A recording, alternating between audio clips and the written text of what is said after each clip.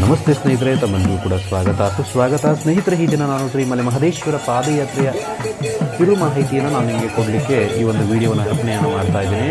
ಸ್ನೇಹಿತರೆ, ಶ್ರೀ ಮಲೆಮಹದೇಶ್ವರ ಬೆಟ್ಟವು ಚಾಮರಾಜನಗರ ಜಿಲ್ಲೆ ಅನೂರು ತಾಲೂಕಿನ ಅರಣ್ಯ ಪ್ರದೇಶದಲ್ಲಿ ಇರತಕ್ಕಂಥ ಒಂದು ಪವಿತ್ರ ಪವಾಡ ಪುಣ್ಯಕ್ಷೇತ್ರ ಅಂತ ಹೇಳ್ಬೋದು. ಸ್ನೇಹಿತರೆ, ಇದಕ್ಕೆ ಲಕ್ಷಾಂತರ ಜನ ಪಾದಯಾತ್ರೆ ಮುಖಾಂತರ ಶ್ರೀ ಕ್ಷೇತ್ರಕ್ಕೆ ವರ್ಷಾನುವರ್ಷ ಬಂದು ಶ್ರೀ ಸ್ವಾಮಿಯ ದರ್ಶನ ಮಾಡ್ತಕ್ಕಂಥದ್ದು ಪ್ರತೀತಿ ಇದೆ. ಜೊತೆಗೆ ಸ್ನೇಹಿತರೆ, ಇದು ಸಾಕಷ್ಟು ವರ್ಷಗಳ ತಲೆಮಾರಿನೂ ಕೂಡ ಈ ಒಂದು ಪಾದಯಾತ್ರೆಯ ತಲಾಂತರವಾರಿಗೆ ಇದನ್ನು ಬೆಳ್ಕೊಂಡು ಬರ್ತಾ ಇದೆ. ಆದರೆ ಪಾದಯಾತ್ರೆ ಮಹತ್ವ ಜೊತೆಗೆ ಪಾದಯಾತ್ರೆ ಸಂಕೇತ ಏನಪ್ಪ ಅಂತ ಹೇಳಿದ್ರೆ, ಭಕ್ತರು ತಮ್ಮ ತಮ್ಮ ಊರುಗಳಿಂದ ನಗರಗಳಿಂದ ಕಾಲ್ನಡಿಗೆ ಮುಖಾಂತರ ಶ್ರೀ ಸ್ವಾಮಿಯವರಿಗೆ ಹರಕೆಯನ್ನು ಇಟ್ಕೊಂಡು ಹಬ್ಬದ ಸಂಭ್ರಮದೊಂದಿಗೆ ಈ ಒಂದು ಪುಣ್ಯಕ್ಷೇತ್ರಕ್ಕೆ ಪಾದಯಾತ್ರೆ ಮಾಡ್ತಕ್ಕಂಥದ್ದು ಸಾಮಾನ್ಯವಾಗಿರುತ್ತದೆ.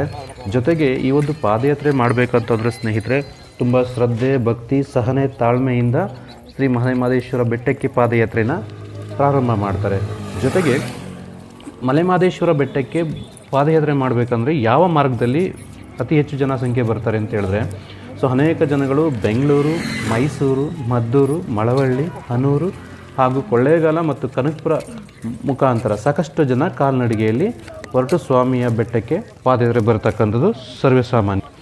ಪಾದಯಾತ್ರೆಯ ಮಾರ್ಗದ ಮಧ್ಯೆ ಸಾಕಷ್ಟು ಜನ ಅಂದರೆ ಇಲ್ಲಿ ಭಕ್ತಾದಿಗಳು ಬರ್ತಕ್ಕಂಥವ್ರು ಹಾಗೂ ದೇವರ ಗುಡ್ರಗಳು ಅಲ್ಲಲ್ಲೇ ದೇವರ ನಾಮ ಪದಗಳನ್ನ ಹಾಡ್ತಾ, ಉಗೆಘೋಷಗಳನ್ನ ಕೂಗುತ್ತಾ, ಕಂಸಾಳಿಯನ್ನು ನುಡಿಸ್ತಾ ಬರ್ತಕ್ಕಂಥದ್ದು ಪದ್ಧತಿ.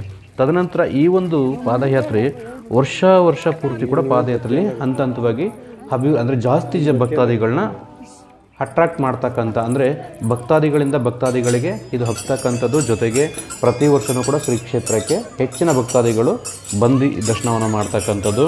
ಜೊತೆಗೆ ಈ ಒಂದು ಪಾದಯಾತ್ರೆ ಶಿವರಾತ್ರಿಯಲ್ಲಿ ಅತಿ ಹೆಚ್ಚು ಭಕ್ತಾದಿಗಳು ಪಾದಯಾತ್ರೆಗೆ ಬರ್ತಕ್ಕಂಥ ಒಂದು ಸನ್ನಿವೇಶ.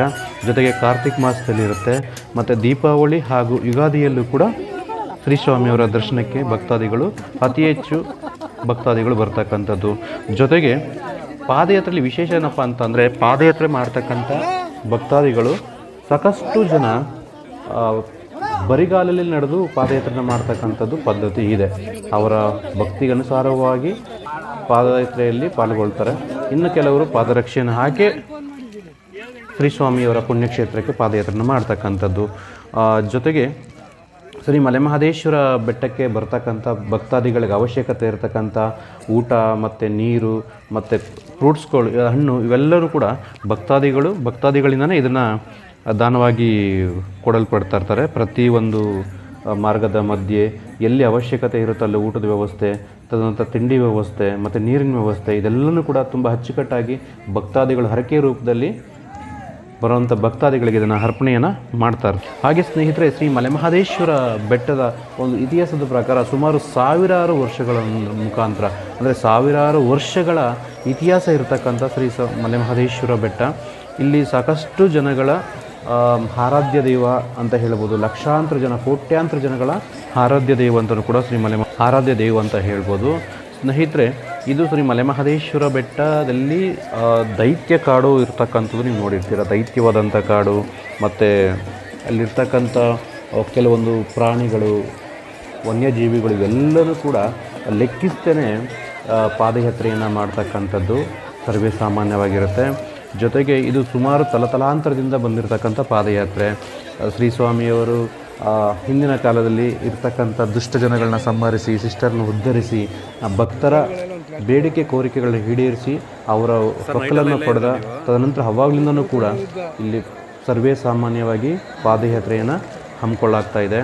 ಇಲ್ಲಿ ಯಾವ ಮುಖಾಂತರ ಬರ್ತಾರೆ ಅಂತಂದರೆ ನಿಮ್ಗೆ ಆಲ್ರೆಡಿ ಗೊತ್ತಿರುತ್ತೆ. ಬೆಂಗಳೂರು ಟು ಮೈಸೂರು, ಮದ್ದೂರು, ಮಳವಳ್ಳಿ, ಕೊಳ್ಳೇಗಾಲ, ಕನಕಪುರ, ಅದೇ ರೀತಿ ತುಮಕೂರು, ಈ ಕಡೆ ಎಲ್ಲ ಭಾಗ ಇಂಥ ಕಡೆಯಿಂದಲ್ಲ ಹೊರ ರಾಜ್ಯಗಳಿಂದಲೂ ಕೂಡ ಪಾದಯಾತ್ರೆಯನ್ನು ಮಾಡ್ತಕ್ಕಂಥದ್ದು ನಾವು ನೋಡ್ತಾ ಇರ್ತಿದ್ವಿ. ಮತ್ತು ಇಲ್ಲಿ ವಿಶೇಷವಾಗಿರ್ತಕ್ಕಂಥದ್ದು, ಮತ್ತು ಇಲ್ಲಿ ಇನ್ನೊಂದು ವಿಶೇಷ ನಾವು ಏನಪ್ಪ ಹೇಳಬೇಕು ಅಂತಂದರೆ, ಪಾದಯಾತ್ರೆ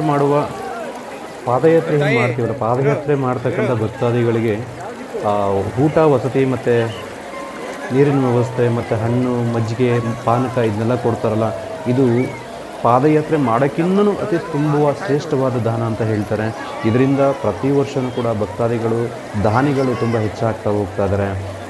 ಈ ಬಾರಿ ಏನಾದರೂ ನಾವು ನೀರು ಮಜ್ಜಿಗೆ ಕೊಟ್ಟರೆ ಮುಂದಿನ ಬಾರಿ ಊಟದ ವ್ಯವಸ್ಥೆಯನ್ನು ಕೂಡ ಮಾಡಲಿಕ್ಕೆ ಸಾಕಷ್ಟು ಜನ ಮುಂದೆ ಬರ್ತಾರೆ.